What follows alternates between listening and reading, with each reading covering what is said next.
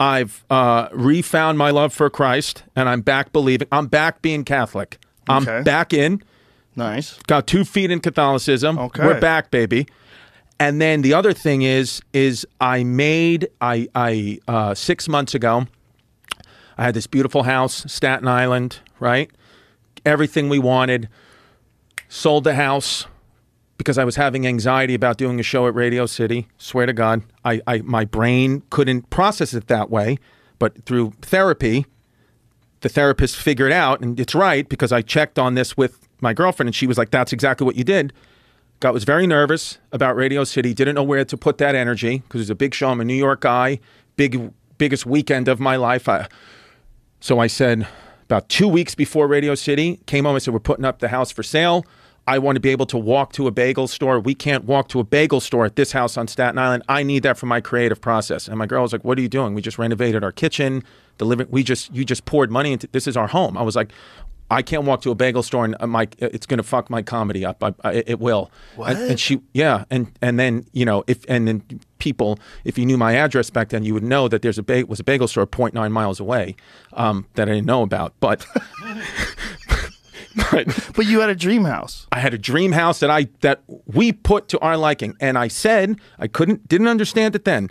I said, "We're selling the house." And I convinced my family, because that's what we can do, right, as comics. I convinced them. I had them buy this story, convinced my girl, my family, what's going to be better for us is to sell this 5-bedroom house. Here's the move. We're going to sell this 5-bedroom house for about $300,000 under asking price. We're going to get out of this puppy. We're going to sell that. We're going to move to Queens, where we can walk to stuff in bagel stores and be in civilization. We're going to temporarily live in a 2-bedroom apartment. And then we're eventually going to move into a condo, and life's going to be better because I won't have to care for these grounds anymore. I won't have to throw out the garbage. We'll be safe in an apartment. People can't come in the back window of our home, and this will be the move. And I did that, and then the apartment that we had lined up fell through.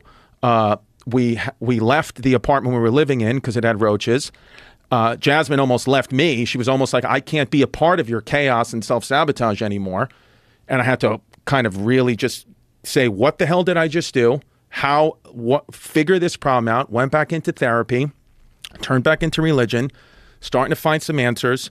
And now we're living in a home that we're renting that we like, and we're kind of settling in. But that I learned I learned the lesson of self-sabotage the hard way. It's weird. What's going on in my career right now? Selling the most tickets I've ever had, financially the best I've ever done, getting all these opportunities, was the worst version of me as a human being. Not because I was just self-sabotaging after self-sabotaging, and I didn't know why. Do you have friends that you could talk to about this stuff? Yeah, but they're, they call me gay. You know what I mean? Like, they're old school New York guys that are like, "I don't fucking know, dude, get a therapist."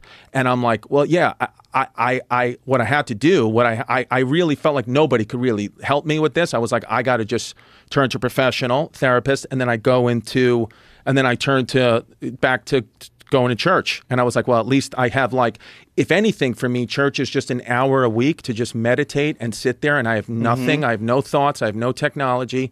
I'm like, it's just me and whoever I think God is. That's how I feel about it. But that chaos stuff, because people always, Chrissy Chaos, I was actually living in it. And I was like, okay, now what I've done, now I've like hurt my family. Now I've done a thing that's like not funny. Now I've like taken things from my kids, because I thought my kids would be like, "Oh yeah, Dad," like my 8-year-old. We had that, this moment that kids are just kids. I'm like telling them, like, "Isn't this great, baby? Like, we can walk to the bagel store now. We can go to the park. We're not like living off the side of a highway." And she was like, "Well, I love that we had a pool." And I was like, "Yeah, but isn't it better that we can, don't have a pool now, and we can go to like the pool club?" And she was like, "No." She was like, honestly, she was like, "We did it for you. So I'm happy that you're happy, but I miss my friends." And then I was like, oh my God, what the fuck did I do? So I kind of have been like backtracking as much as I can, little by little, to try to like recorrect these mistakes. And now my family is more on board. Now my family's like, "Hey, we're with you. We're with you, but we got to figure this out." So now we're settled finally in a place. and we're kind of falling in love with the neighborhood we're living in as time has went on. And my kids are finding friends and all that, and we're not going to. I'm not going to take that from them. I'm not going to, be like, well, wherever we are now, we're going to stay for years so they can build the bonds and the friendships that they need that I inadvertently took away from them without me even realizing. Can I have those edibles? So this anxiety ramped up when success ramped up. Yes. So here I sound like a therapist here. But is it because you're worried it's going to go away? Is that the anxiety? Like, what is the anxiety? Like, no. What is the fear? No, it wasn't any of that. It was, I believe, I have confidence. I believe that I'm in this business, I can do it. And I believe that, like, we're all together now, especially how comedy is now. I feel like we're all like this big brother, sisterhood, like we'll help each other. If one of us is falling, like we got each other. I believe in that. But I think that the actual anxiety of the day of, again, being a New York guy, one night Radio City, the next night the theater at MSG, all these, for me, a lot of tickets, 10,000 plus tickets, which is, that's huge for me. Right. I was like, how am I going to balance all this? What if I don't do well? What if one of these 10,000 people realizes that thinks that I'm some kind of fraud, thinks that, like, hey, one is going to. Right. Always. Right. There's always people that are going to find some negative thing in anything. So now I've gotten to that point to accept that. I'm wildly different. Not wildly different, but I'm much better now than I was in September when all this stuff was going on, because I've just kind of accepted that I don't really have control of what others think. Maybe you need a thing other than just comedy that you do that's not like career oriented, like a hobby. Like right. some kind of other interest that you really enjoy that you could focus on.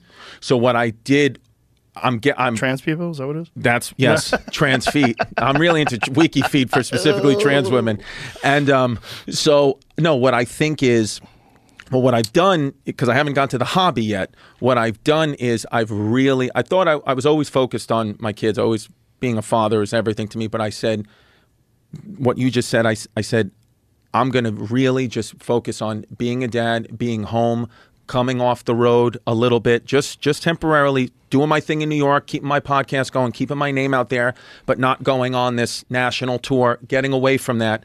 For now, I've shot a special. It's going to come out at the end of the year. I'm like, be home, be with the kids, be picking them up, be at the park with them, focus on, like, give yourself a schedule. I'm a comedian from 9 to 5 or 9 to 3 when you pick up your kids, just for. Hey, woman, since your man ain't got no heart, what you going to our apartment tonight? I'll show you a real man. There you go. What? Fuck you. Hey, woman, since your man ain't got no heart, what you going to our apartment tonight? I'll show you a real man. There you go. What? Fuck you.